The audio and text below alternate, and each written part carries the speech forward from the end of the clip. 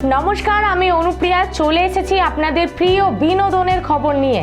অক্ষয় কুমারের নতুন মুভি আসতে চলেছে হাউসফুল 5। অক্ষয় কুমার তার সোশ্যাল মিডিয়া অ্যাকাউন্টগুলিতে একই ঘোষণা করেছেন। তিনি এবার ভক্তদের 5 গুণ বেশি বিনোদনের আশ্বাস দিয়ে বলেন, 5 গুণ বিনোদনের পথে 6 জুন 2025-এ সিনেমা হলে দেখা হবে। প্রথম অংশে অক্ষয় ও রিতেশের পাশাপাশি অভিনয় করেছেন অর্জুন রামপাল, লারা দত্ত, দীপিকা পাদুকোন, জিয়া খান, বোমান ইরানি এবং চ্যাঙ্কি পান্ডে। দ্বিতীয়টিতে অশ্বিন এবং জ্যাকলিন ফার্নান্ডেজের সাথে জন ইব্রাহিম অভিনয় করেছেন। প্রয়াত ঋষি কাপুর এই ছবির একটি অংশ ছিলেন।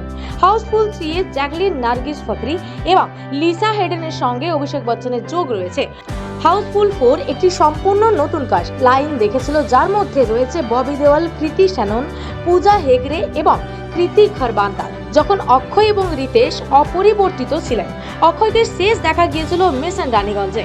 হাউসফুল 5 ছাড়াও তার কাছে সোরারাই পত্র এবং বড়ে মিয়া ছোটে মিয়ার হিন্দি রিমেকের মতো চলচ্চিত্র রয়েছে। হেরাফেরি 3-তেও অভিনয় করবেন তিনি। অভিনেতা অভিষেক বচ্চন হিট কমেডি ফ্রাইন্সি হাউসফুলের 5ম অধ্যায়ে অক্ষয় কুমার এবং রিতেশ দেশমুখের সাথে যোগ দিয়েছেন। চলচ্চিত্র প্রযোজক সাজিদ নাদিয়াদওয়ালা তার প্রযোজনা ব্যানার নাদিয়াদওয়ালা গ্র্যান্ডসন এন্টারটেইনমেন্ট অধীনে এটি নির্মাণ করবেন। হাউসফুল 5-এর শুটিং শুরু হবে আগস্টে লন্ডনে।